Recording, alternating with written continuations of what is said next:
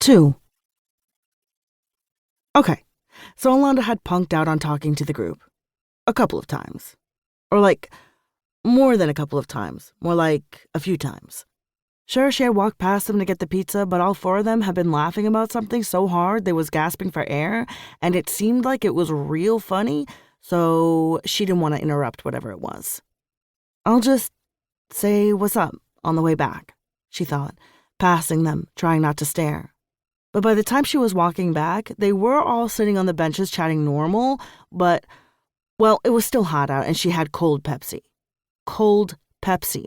And Teresa had specifically requested she bring it back cold. She couldn't risk it getting warm in the heat, you know? I'll do it tomorrow, she thought, scooting past the group. Tomorrow will be the day I say hey. That was Monday. Today was Friday. Every day was a tomorrow that never happened. Turns out, it's harder to start a conversation in real life than in one's own brain. Alonda could think of a million ways to say hey, even practiced in the bathroom mirror after a shower, her reflection foggy and confident. But every time she opened her mouth in proximity of the group on the playground, all her words stuck to the roof of her mouth, and she couldn't quite figure out how to get them loose with her tongue.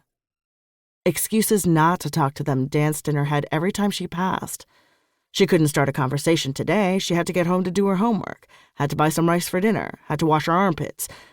Every excuse seemed like the most important one yet, so she'd scurry past them before they could even notice her, and then would just watch them from her window, wishing she was with them.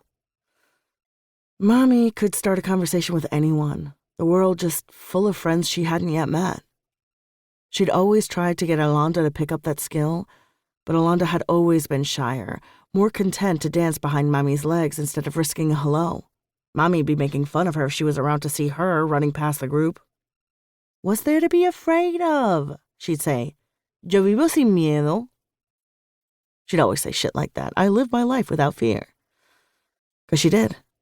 Alonda tried shaking her mom out of her head, but somehow her voice wouldn't leave. Just kept getting louder and louder every day she didn't talk to him. And they were always out there, always wrestling.